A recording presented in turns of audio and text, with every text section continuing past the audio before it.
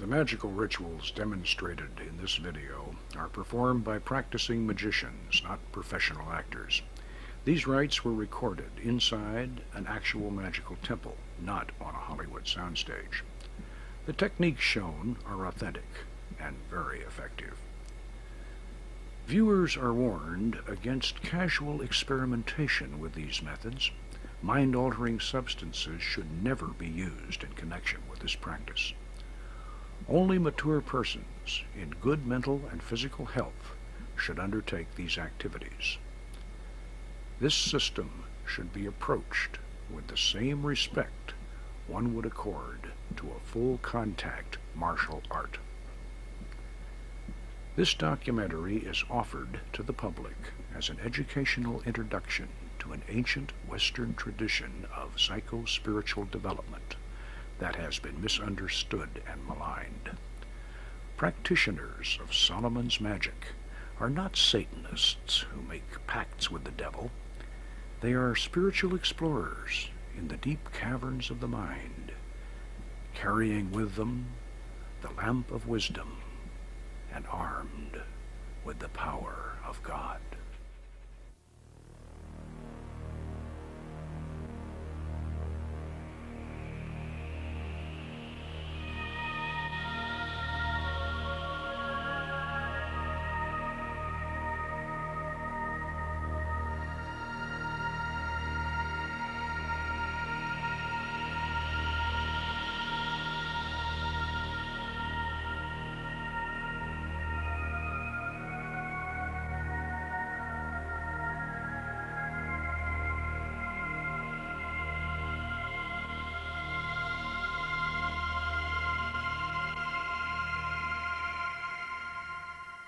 These be the 72 mighty kings and princes which King Solomon commanded into a vessel of brass, together with their legions. And it is to be noted that Solomon did this because of their pride. And when he had thus bound them up and sealed the vessel, he, by divine power, did hurl them into the depths of a lake in Babylon.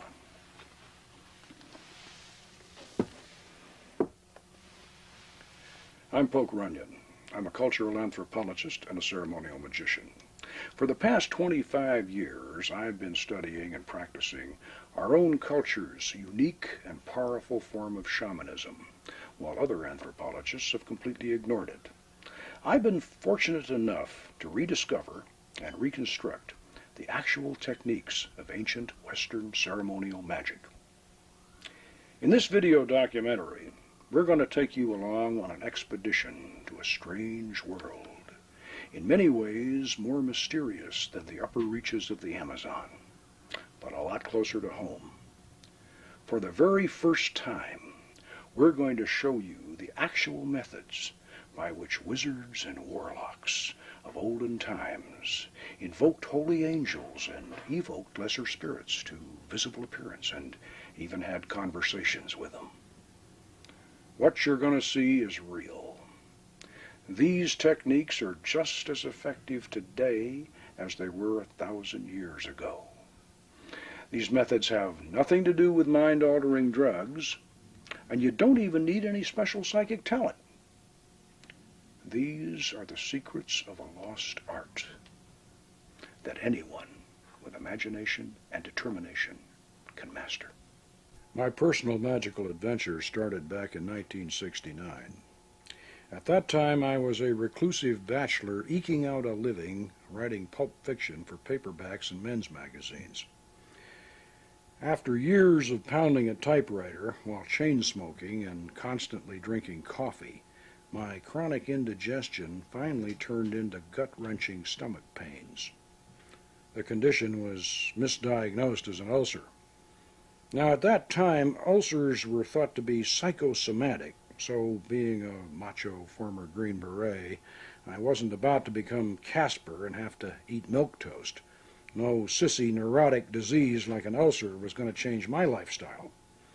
So I set out to heal myself through mastering self-hypnosis. In desperation, I learned the art quickly and was able to suppress the pain. But then it would come back, and it would be even worse. and I took myself about as deep into trance as anyone has ever gone, but I could not heal that ulcer, because, as the doctors finally discovered when I was almost dead, I was carrying within me a gallbladder that had turned to solid rock. In the latter stages of my illness, I was in a state that I now realize was a toxic psychosis.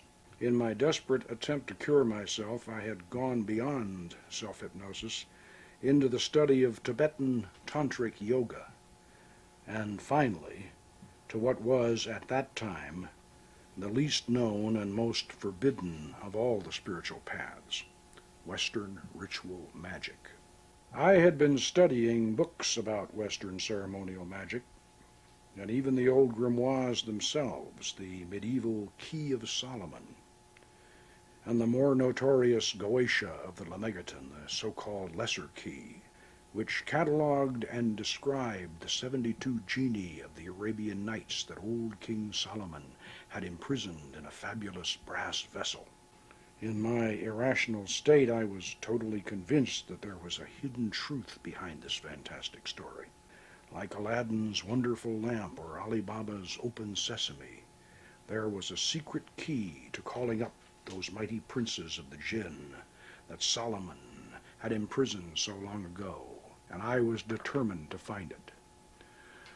I studied the writings of the ancient and modern magicians. They had filled their books with the most detailed instructions on how to build, inscribe, and decorate all the necessary equipment, all the signatures of the spirits, and even the hours during which to summon them. Conjurations and names of power were all set forth, complete and ready to recite. Hear me, and make all spirits subject unto me, so that every spirit of the firmament and of the aether, upon the earth and under the earth, on dry land and in the waters, of whirling air and of rushing fire, and every spell and scourge of God may be obedient unto me. Wonderful, powerful. All you have to do is recite it aloud, and you can feel the hairs start to rise on the back of your neck. But where, how, and in what form are these spirits we're summoning supposed to appear? That one all-important element, how to make the spirit physically appear, was always missing from the old grimoires. Now, I knew that over a dozen ancient and modern writers on magic couldn't be involved in one big, long-standing conspiracy to suppress this final secret, so it seemed obvious that at some time in the past, the key to the magical art had been lost, and the modern writers and experimenters just simply didn't know how it was done. This suspicion turned out to be true. Turn of the last century, the famous, or if you prefer infamous, magician Aleister Crowley had tried to conjure one of the Leviathan's Goetia demons out of incense smoke, and, not surprisingly, he had very little success after a great deal of effort. This did not surprise me. Trying to form an image or commanding a spirit to produce an image out of curling, twisting smoke was more of an experiment in telekinesis than a vision from beyond. Aleister Crowley did not possess the secret technique, but he certainly understood the philosophy. He stated clearly in his 1904 edition of the Goetia of the Leviathan that the spirits of Solomon's brass vessel are portions of the human brain. Even though I might have been temporarily insane at the time, I had lost none of my intellect. I knew that magical visions were certainly hypnotic. In this respect, Crowley had been absolutely right. Solomon's genii would not come forth from caverns beneath the earth. They would rise out of the nether reaches of the deep mind. I noticed that the sigils of the Leviathan's Goetia spirits were very similar to the veves of Caribbean voodoo. I had done extensive research on voodoo for one of my adventure novels published in 1967. I knew the voodoo trance, wherein the participant becomes possessed by the spirit, was known to be hypnotic. The focal point of these ceremonies was the veve of the Ogun, drawn on the ground and illuminated by candles. Somehow this symbolic signature helped to bring forth the vision. At this point, your high school science teacher might be saying, well, if all this magic is only in the mind, Weren't those old wizards and even the modern magicians like that Crowley fellow just using their imagination? Yes, they certainly were. But the human imagination, inspired by its divine creator, is the most powerful force in the universe, a river of hopes and dreams that bears us all along on its flowing course, from the beginning to the end of time, from planet Earth out to the farthest star.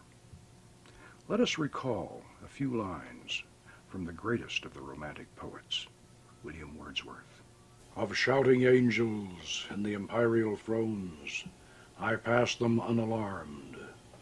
Not chaos, not the darkest pit of lowest Erebus, nor aught of blinder vacancies scooped out by help of dreams, can breed such fear and awe as fall upon us when we look into our minds, into the mind of man. With that in mind, let's look at the philosophy and the psychology that lies behind this powerful system. To begin with, we should not make the mistake of thinking that those old magicians were credulous and naive enough to believe that they could physically manifest the kind of heavenly glories and hellish horrors that Bosch and Blake depicted. These artists, like the Hollywood movie makers of today, symbolized the subtle power of magic with intense and sometimes lurid physical images. In magical operations, the roof does not fly off as choirs of angels descend in blinding rays of light, nor does the floor crack open to disgorge a horde of fire-breathing demons. The actual effects of magic are very powerful, but they are also subtle and subjective. As Cornelius Agrippa, one of the greatest of the Renaissance magicians, explained, there is another meaning than what is writ in the bare letters about this magical art. We must not look for the principle of these grand operations outside of ourselves. It is that internal spirit within us which can very well perform whatsoever the monstrous mathematicians, the prodigious magicians, the wonderful alchemists, and the bewitching necromancers can effect. Heinrich Cornelius Agrippa was certainly an honored philosopher and magus, but we should remember that King Solomon was considered to have been the wisest man who ever lived. The wisdom of Solomon was proverbial. Therefore, we should not be surprised to discover that Solomon's art of magic was actually an ancient system of psychology. But before we assume that the spirits of our brass vessel are merely a collection of private individual fantasies and yearnings, we must remember that the ancient philosopher known as Hermes Trismegistus, called thrice greatest Hermes, declared in his famous emerald tablet, "True it is, without falsehood, certain and most true, that that which is above is like to that which is below, and that which is below is like to that which is above, to accomplish the miracles of one thing." Based upon this profound revelation, the Magi of classical times, the later medieval sorcerers, and the Renaissance magicians believed that the human mind was a miniature functioning model of the vast universe itself. The greater universe could be manipulated by magical operations within the personal sphere. Hermes Trismegistus had even gone so far as to suggest that in days of old men had created their own lesser gods. An ancient, outmoded, superstitious belief, your high school science teacher might say. Well, ancient, yes, but hardly obsolete. After 2,000 years, this strange statement by the original founder of Hermetic philosophy was finally explained in modern terms by the eminent psychologist Carl Gustav Jung. In the 1920s, Jung presented his revolutionary theory that beneath and beyond the personal subconscious mind there flowed a vast, deep sea of dream images and forgotten lore. He referred to this as the collective unconscious. This mysterious psychic ocean was not the exclusive property of any individual human being. It was a dimension shared by all of us. Here one might discover the great archetypes of mythology, the heroes, the beautiful courtesans, the martyred saints, and the monstrous villains of our past. Here were the mysterious man-created gods, which Hermes Trismegistus had written about so long ago. And here were the demons of King Solomon's brass vessel. Jung's famous colleague, Sigmund Freud, was quick to realize the significance of what Jung had discovered, or rediscovered, and Freud was horrified by it. "Carl," he whispered, "you must not present this theory to the public, for if you do, you will release a black flood of occultism." But it would take more than Carl Jung's archetype and collective unconscious theories to release this flood of occultism that Freud feared. Theories by themselves do not produce results. For results, the magician still depends today, as he did thousands of years ago, on methods and techniques. Since time immemorial, magicians have placed themselves and others into states of trance, during which visions and oracles were received. We now know that this process was hypnotic, and that all the phenomenon we have come to associate with modern hypnosis was in fact known and practiced by ancient sorcerers under the guise of fascination, spellcasting, and enchantment. The powerful hypnotic effect achieved through a fixed gaze on a reflective surface is the reason why the crystal ball or shoe stone and the dark mirror or speculum were used by wizards of olden times as their spiritus loci, the actual place where angels and spirits could be conjured to visible appearance. This was, and still is, a hypnotic process. And yet the final secret of how to employ these magical aids was always missing. With all the atmosphere, the philosophy, the paraphernalia, the powerful conjurations, and the hypnotic effects, a spontaneous vision in the crystal or in the dark mirror always depended upon some special psychic ability. One had to be a natural medium. And for all my toxic fever dreams and my hypnotic experiments, I had certainly become a mystic, but not a clairvoyant. And yet there had to be a way that anybody with the desire and the determination could summon these spirits to visible appearance and have conversation with them. I tried placing a crystal ball in the triangle, but then when I stepped back inside the magic circle, as the operator was supposed to do according to the ancient texts, the 60-millimeter ball appeared the size of a doorknob. I knew that the crystal had to be used inside the circle for the invocation of the angels. And yet, we had to put something in that triangle. Something fascinating, something hypnotic, and something large enough to provide a viewing surface. Yes, the speculum, the dark mirror, and what better entrance into those caverns measureless to man the poet Coleridge had envisioned in his mystic eye. It had to be the dark mirror. But how to use it? How to make it actually work, I asked myself. And then something that I had read the year before jogged my memory. Something about the use of dark mirrors in the Far East. The final clue had been sitting on my bookshelf all the time. The book was called Tantra, the Yoga of Sex by Omar Garrison. In this work,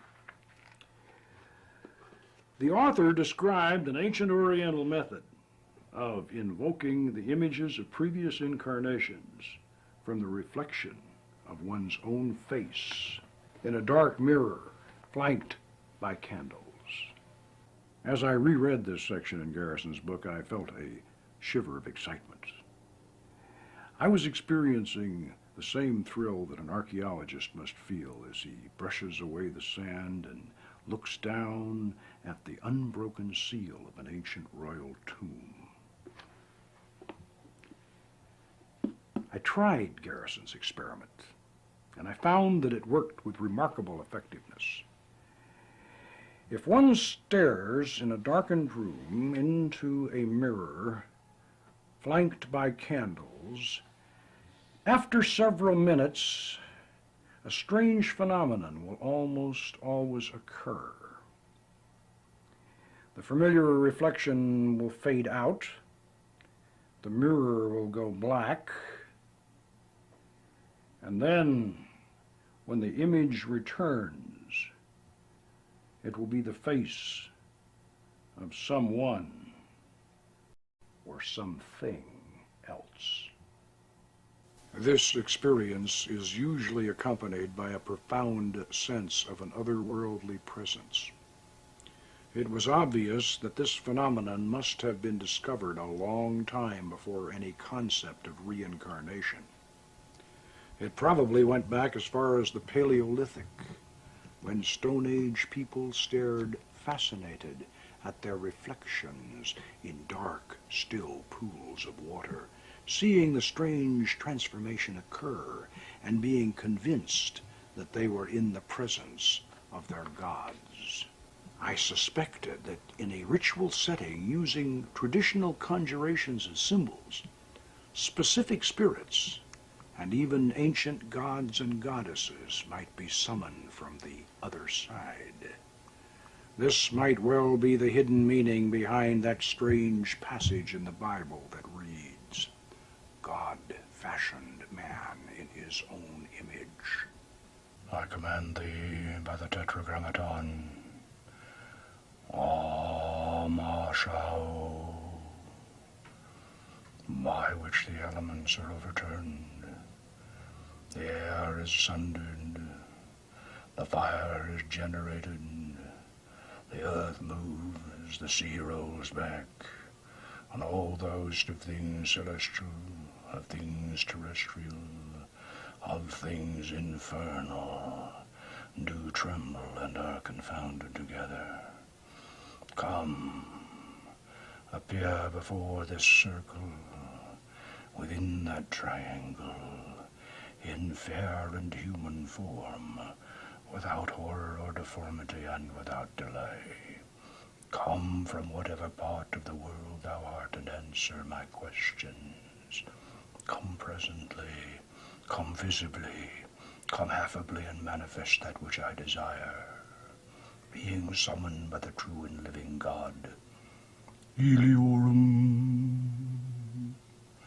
I command thee by the particular king who rules over thee, the mighty Amaymon, and by the power of the archangel Raphael, I command thee, appear before me, and speak unto me in a clear, intelligible voice in my mother tongue, free from ambiguity and guile. Come in the name of Adonai Zebaoth. Come, why dost thou tarry? Adonai Shaddai, King of Kings, commands thee. I've not been dead, but only sleeping, hardly longer than a wink. I'll be up and rolling thunder once I have another drink.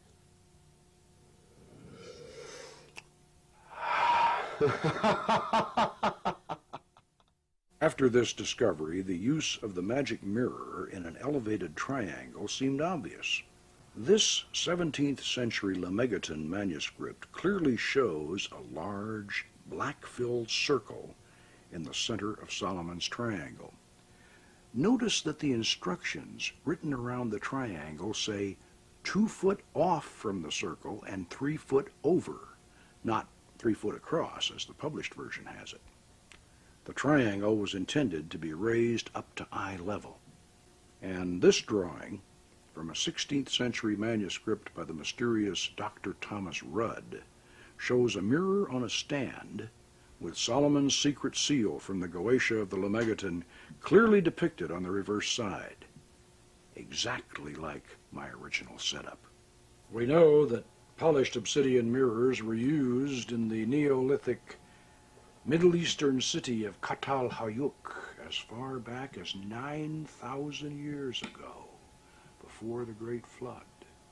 And later, in the time of Solomon, the Egyptians and the Canaanites made mirrors of polished copper and of silver, metals attributed to the planet Venus and the moon. I extended my experiments to include others, and I soon discovered that it was even more effective if the magician stood behind a passive receiver who could then concentrate totally on the mirror.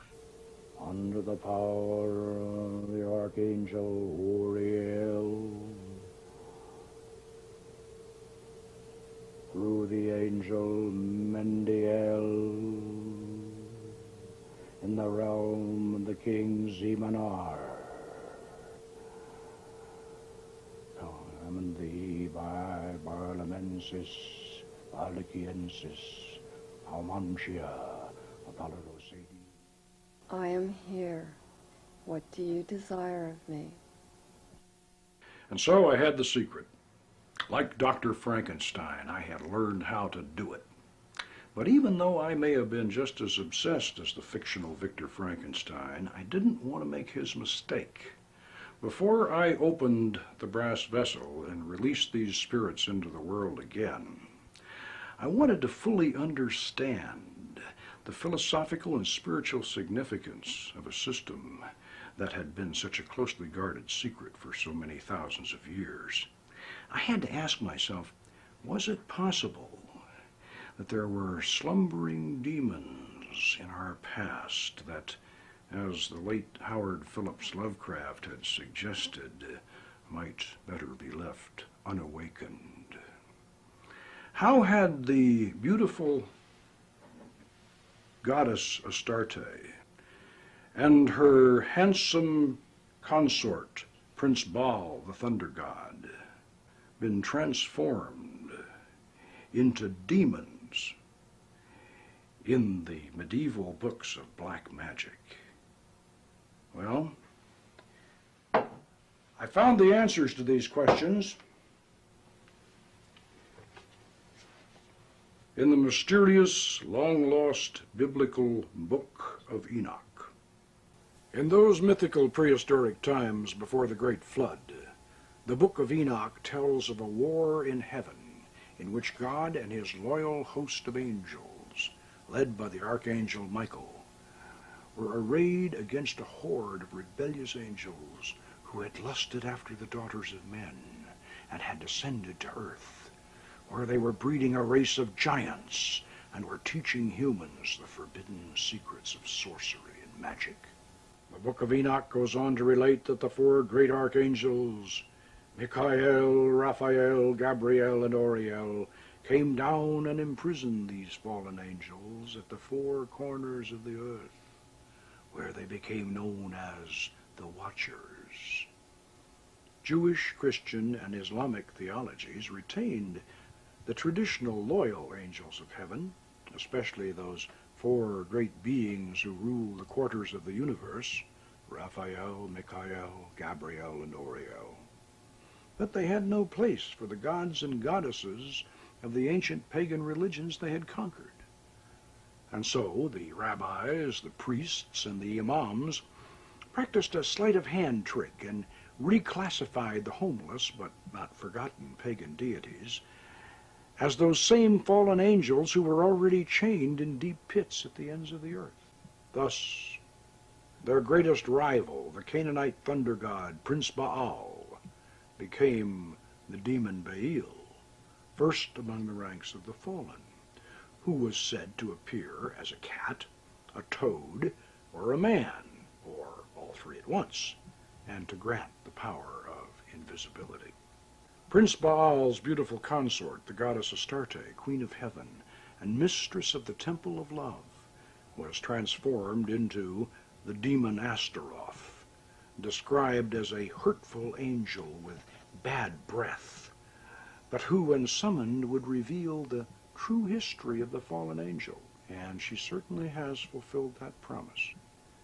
This prehistoric myth of the fallen angels laid the foundation for a Middle Eastern legend about the biblical King Solomon, who was said to have been the greatest magician of ancient times.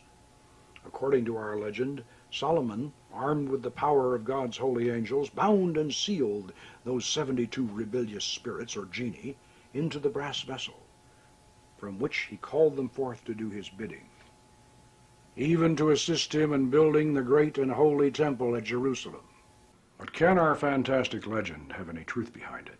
Are we really seeing these ancient gods and goddesses who became the fallen angels in the dark mirror in our magic triangle? Are the strange voices that speak through our lips during the magical channeling process really coming from these deities and demons of the dim past? Have we actually opened that lost portal between the worlds? And if so, can these powerful genii be commanded to reveal hidden knowledge and accomplish wonderful things? Well, the only way you're going to know for certain is to look into the dark mirror yourself. But I warn you, unless you take Solomon's magic very seriously, you should have nothing to do with these experiments. This ancient art is not a party game or a Halloween prank. There is no place in the magic circle for the dabbler or the thrill seeker. Every aspect of this system, spiritual, psychological, and technical, must be thoroughly understood before these experiments are undertaken.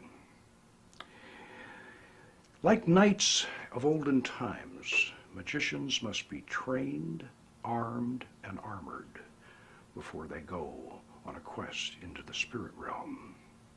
First, you should know that the magic circle is your philosophical fortress when you open the gateway between the worlds.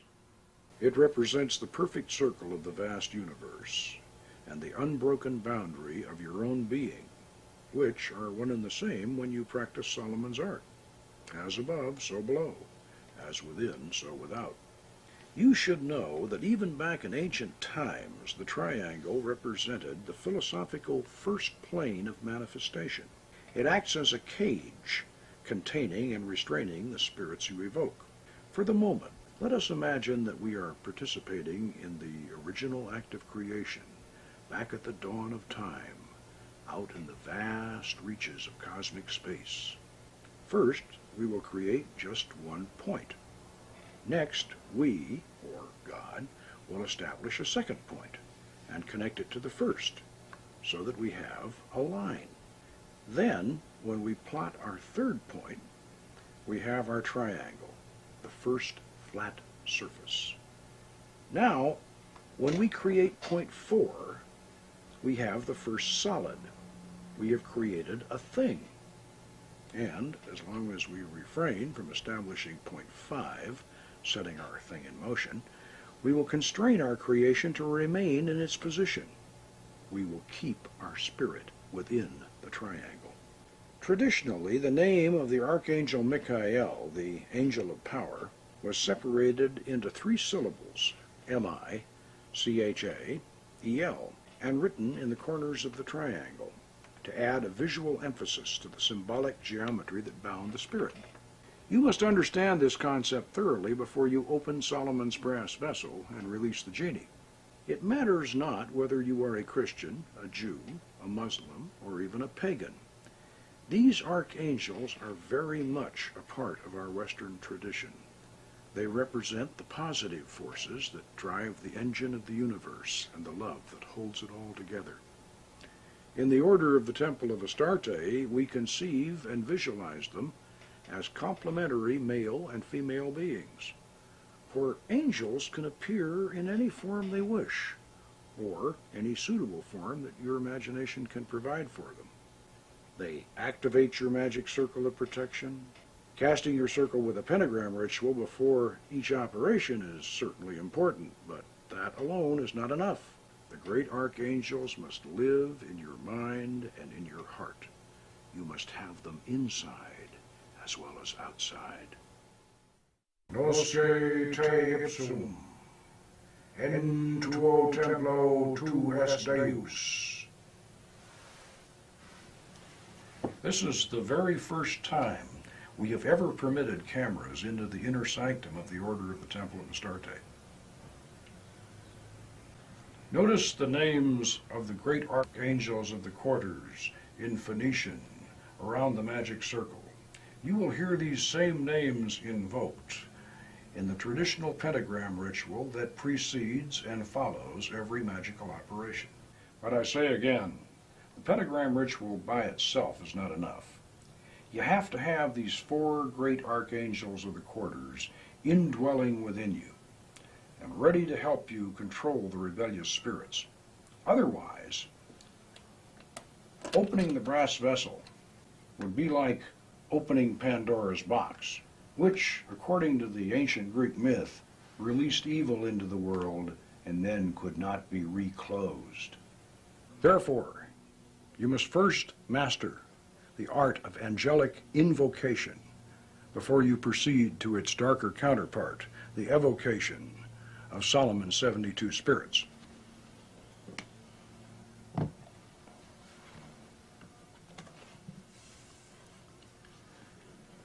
Along with the secret of the mirror in the triangle, the other crucially important element missing from the Goetia was the fact that the 72 spirits of the brass vessel had 72 direct counterparts in the holy angels of the Shemham Farash, or extended name of God.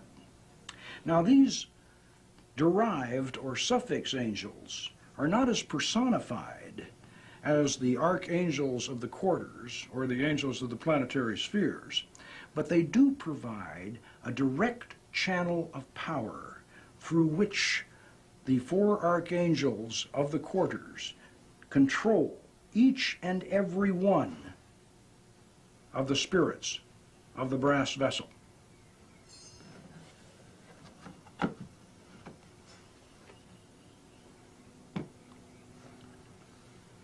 Unless this concept is understood and integrated into your goetic operations, you are on spiritually dangerous ground. These Shemham Farash angels even have their own sigils, and there is a short invocation for each one of them. The careful operator should use both. And before anyone in the Order of the Temple of Astarte is allowed to participate in goetic operations, we insist that they experience a series of 4 archangelic invocations. So how do we invoke the archangels? Well, there's another book in the Leviathan compendium that probably should have been published with the Goetia. It's called the Almadel of Solomon, and gives us a very effective method for invoking, and by that I mean calling down the angels. The original Almadel was a tabletop device made entirely of wax. This was an ingenious design. The square slab of wax had holes at each corner through which the 4 candles were inserted, leaving enough length below to raise the little platform high enough so that a small incense burner could be placed beneath it, from where the incense fumes could rise through another set of holes to envelop the crystal shoe stone in mysterious tendrils of fragrant smoke, thus adding to the hypnotic effect. As with the Goetia, the secrets of the Almadel were not clearly explained in the Leviathan. I had to use equal measures of scholarship and inspiration to reconstruct and fine-tune the system. But the effort was certainly worth the trouble, because the Almadel angels control the Goetia spirits. I know that statement may be surprising to some magical scholars who never look beyond, to quote Cornelius Agrippa again, what is writ in the bare letters. The Almadel's angels are not arranged in an ascending hierarchy. They are attributed to the 4 quarters and the 12 signs of the zodiac, with each of the 4 quarters governing the 3 astrological signs particular to its nature. In other words, the signs of air, fire, water, and earth, which we know are governed by the four great archangels of the quarters, Raphael, Michael, Gabriel, and Oriel. Realizing this, we can simply disregard the late 17th century hodgepodge of garbled angelic names the Leviathan's scribe has attributed to these altitudes, and thus restore the Almadel system to its full power and purpose, as shown here in our master mandala. Each of the four great archangels of the quarters empower three sets of 6 Shemham Farash angels, who in turn control 3 sets of 6 counterpart Goetia spirits, which are distributed 2 to each of the 36 decans, or 10-degree divisions of an astrological sign. This occurs in similar order all around the zodiac. If you find this confusing at first glance, you can study the Master Mandala in the companion book to this video, the Book of Solomon's Magic. The design may appear complicated, but it is actually quite simple and easy to work with. You will note that our modern Almadel is combined with the traditional double cube altar. We have shielded the candles at the 4 corners, and an incense chamber below has been added, with slots cut around the central compass rose to allow the rising smoke to surround our crystal shoe stone, which is placed on our master mandala that unifies the Goetia and Almadel systems in one all-encompassing design. Notice that we've placed low stools around the foot of the altar so that 4 or more people may sit and gaze up at the smoke-shrouded crystal haloed in spectral light, with nothing else in their field of vision. Now, let's see how this works in actual practice. Before every magical operation, whether of invocation or evocation, we open our circle and call down the archangelic guardians of the quarters with a Golden Dawn style invoking ritual of the lesser pentagram, and at the conclusion of the ceremony we will employ the banishing version of the same rite to close and seal the gateway between the worlds. Ata, Malkut, Vegabura, Vegaduda, Deolam, Om.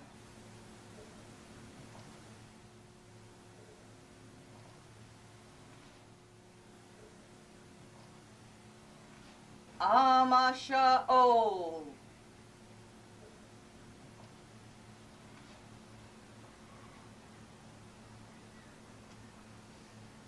Adonai.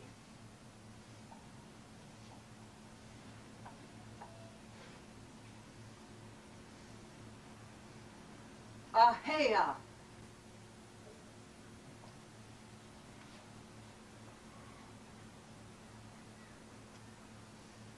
Ata, Gibor, Leolam, Adonai.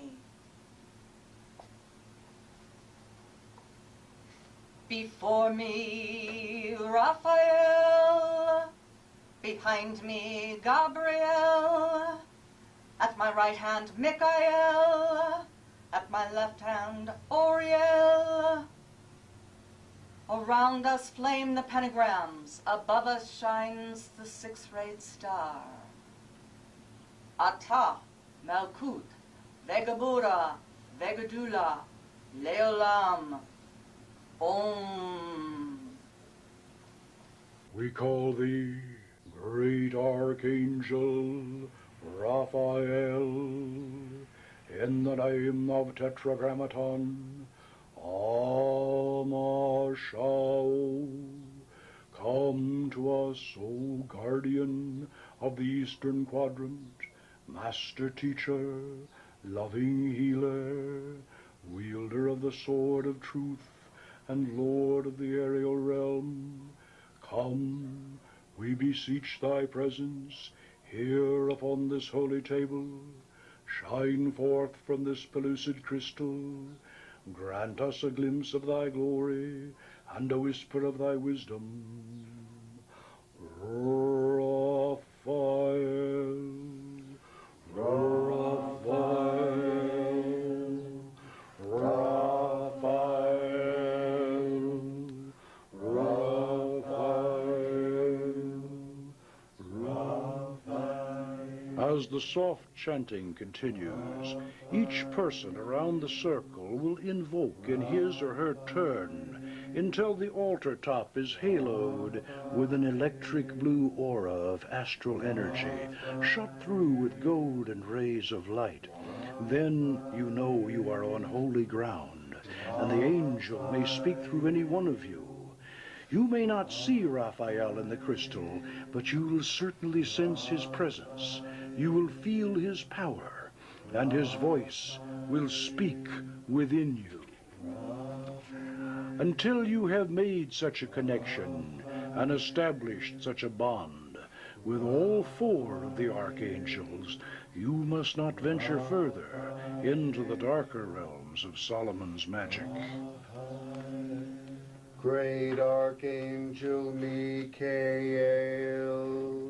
guardian of the southern quadrant, master of the sacred lands, warrior and defender, lord of the realm of fire, come, grant us a measure of thy power and a warning of any dangers that might lie before us.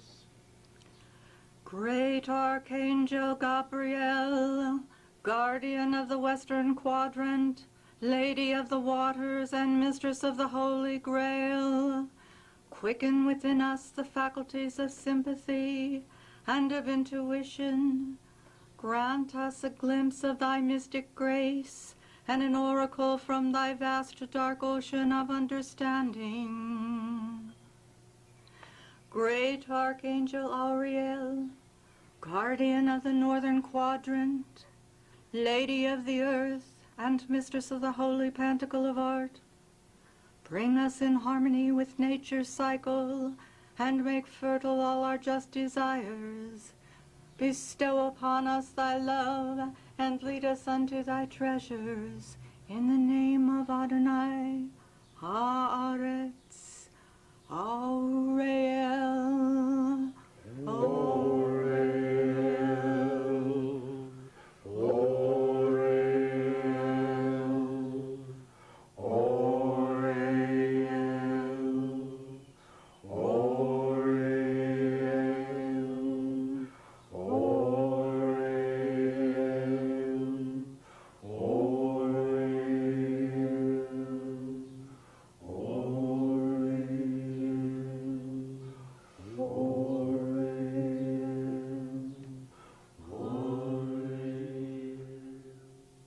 Remember, you're invoking these angels, not evoking them. Evocation means bringing something out of yourself. Invocation's like praying. You're calling them down from above, you're inviting them to visit you, you're asking them for their help. So you shouldn't command them, and you certainly shouldn't banish them after the operation is over. You thank them, you ask them to come again, and you bid them hail and farewell. Now that we have the four great archangels of the quadrants firmly on our side, we're ready to open Solomon's brass vessel and call forth the genie to appear in the dark mirror on the triangle of art. As an example, we're going to summon the spirit Ashtoreth, who is described in the Goetia as a great and powerful duke whose lamen is to be made out of copper. Copper is the metal attributed to the planet Venus. This is appropriate because the spirit Ashtoreth is actually the ancient Canaanite goddess Astarte. Therefore, we will operate as if we are evoking her in the seventh Kabbalistic sphere of Netzach, with the understanding that all operations of the Goetia take place in the lunar sphere of Yesod. Remember, each sphere contains its own tree of life complete.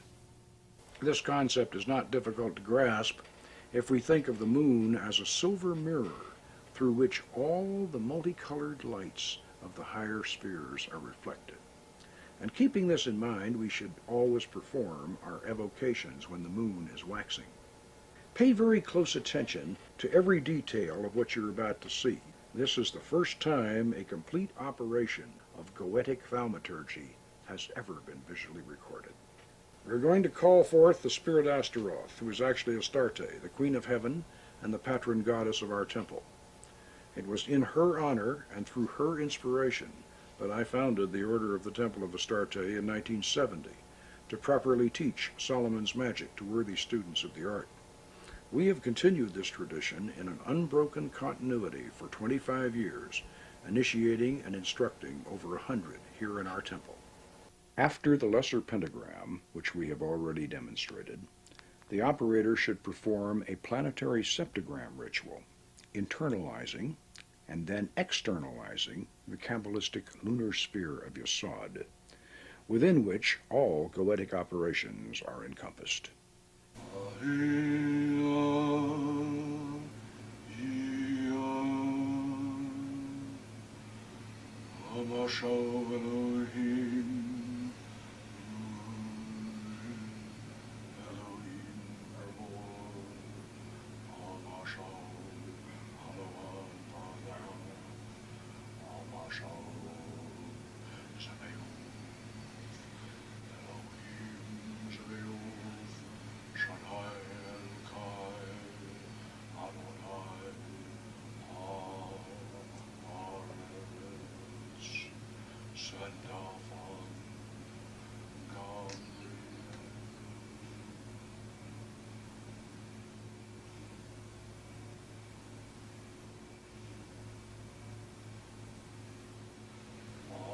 Ararita Shaddai El-Kai.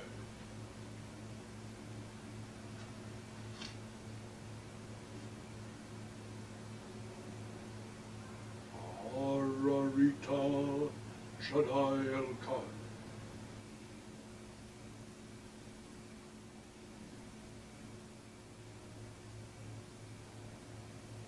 Ararita Shaddai El-Kai.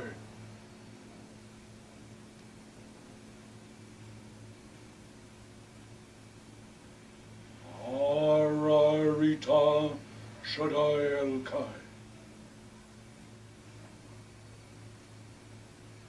In the name of the Archangel Gabriel, I declare the gateway to the lunar sphere of Yesod is hereby open.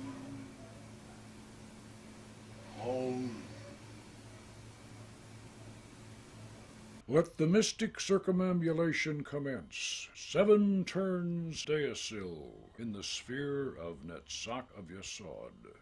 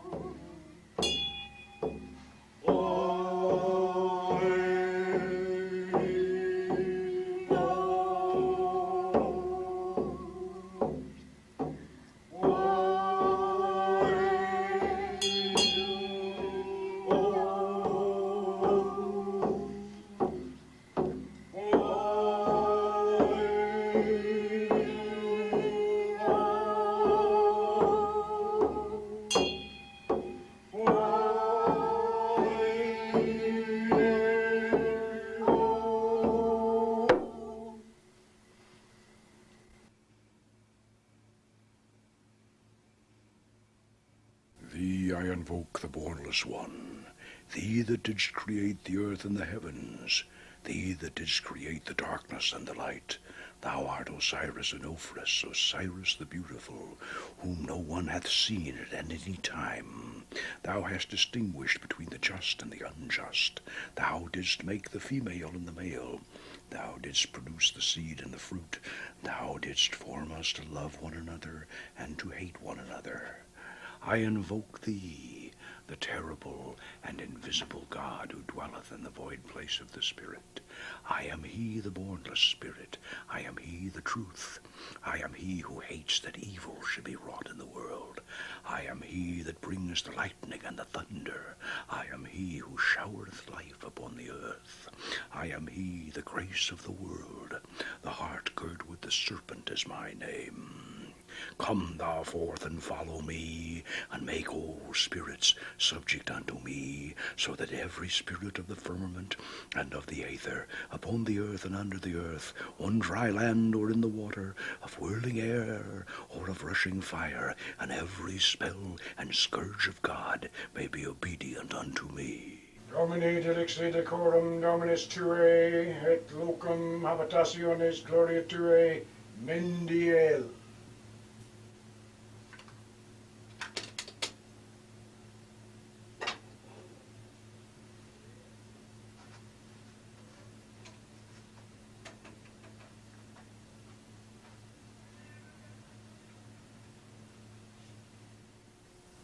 I conjure thee, Spirit Ashtoreth. I supplicate thee, Goddess Astarte. I conjure thee, in the northern quadrant, under the power of the Archangel Uriel, through the angel Mendiel, in the realm of the king Zemanar,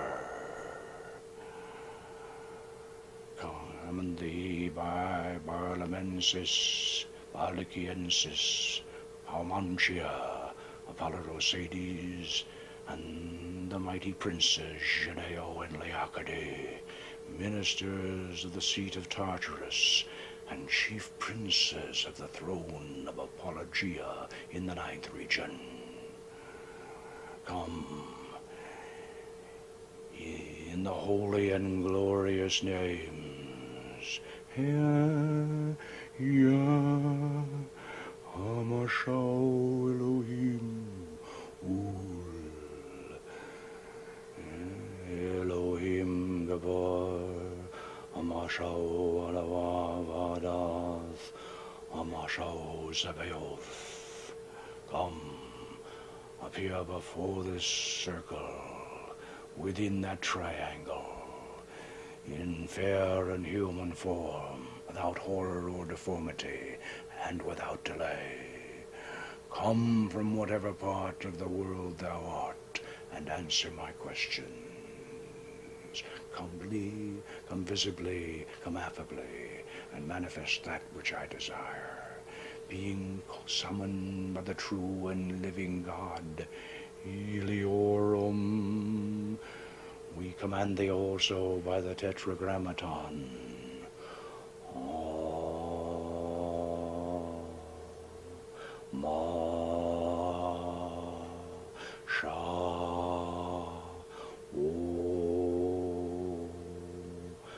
By the elements are overturned. This air is sundered, sea rolls back, and the fire is generated, and the earth moves, and all the host of things celestial, of things terrestrial, of things infernal, do tremble and are confounded together. Come, appear before us affably, and speak unto us in a clear, intelligible voice in our mother tongue, free from ambiguity and guile. Come in the name of Adonai Zebaoth. Come, Why dost thou tarry? Adonai Shaddai, King of kings, commands thee.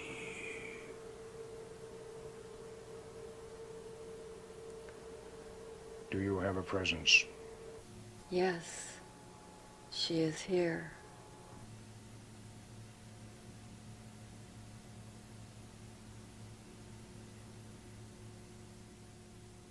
We welcome you, Goddess Astarte.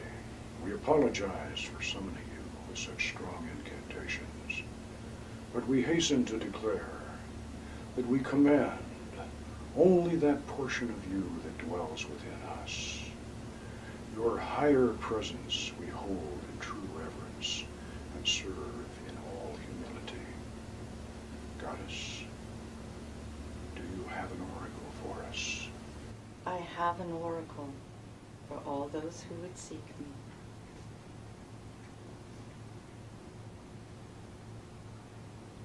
Each priestess must call me forth through her own image and in her own time.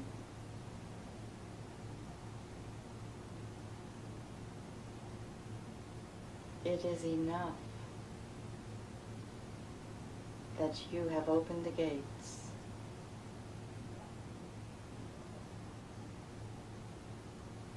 Now, each one must make her own sacred journey. Great Goddess Astarte, we thank thee for having attended our rites and granting our wishes. And as we release your special presence to return to your lovely realm, we ask that your essence remain stronger within us. And we ask that you return to us when called by the rites of holy magic. Hail and farewell.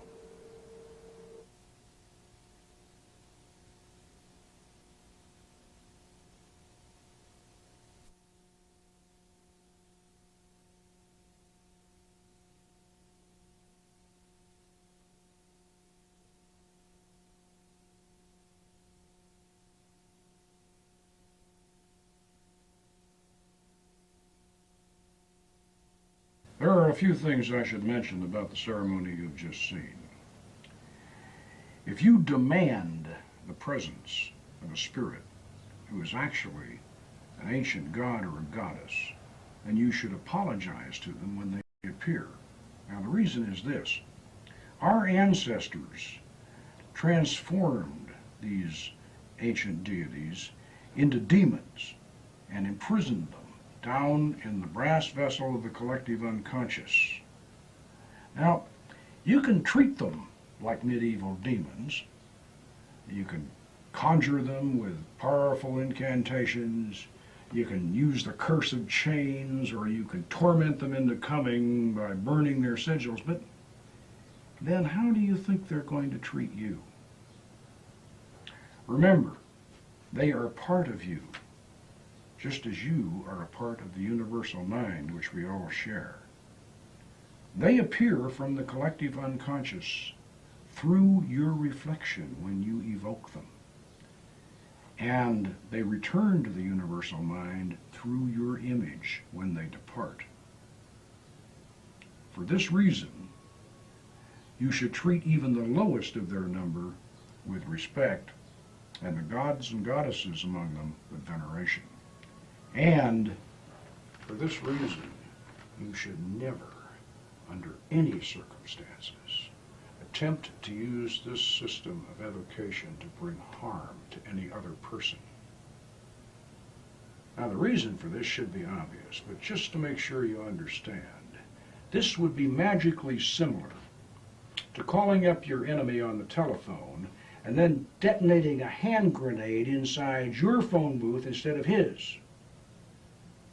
He may hear the explosion, but you're the one who's going to get blown up. Think about that. Recall the proverbial wisdom of Solomon. Remember that the genii of the brass vessel were charged with teaching us the arts and the sciences. Therefore, we should use Solomon's magic to grow in wisdom and understanding, we should use these secret methods to explore the inner realms of the astral plane and to experience the glories of the angels and the wonders of the spirit realm. If you use Solomon's magic in God's name and with a pure heart, you have nothing to fear, and others should have no reason to fear you. Now that we've returned from our magical journey, and you understand how Solomon's magic really works, you might be asking yourself, why is all this being revealed? Why are we showing you, without initiation and training, secret techniques that have been closely guarded through the ages? Why have we shown you the actual equipment and how to use it? Well, the truth is, we really didn't want to reveal these techniques to the general public, but in 25 years, during which time I personally initiated and trained over 100 students, it's not surprising that our secrets would leak out.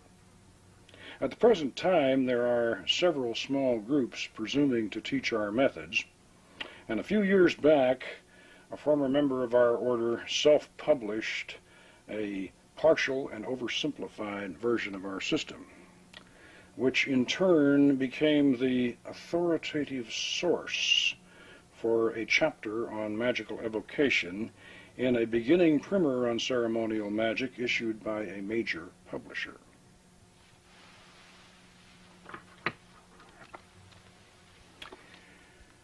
Recalling the magical misadventures of that world-famous mouse in Walt Disney's film Fantasia, we might say that these apprentice sorcerers have opened the brass vessel and let out all the spirits, which has compelled me to come down from my wizard's tower and show you how to get them all back in again.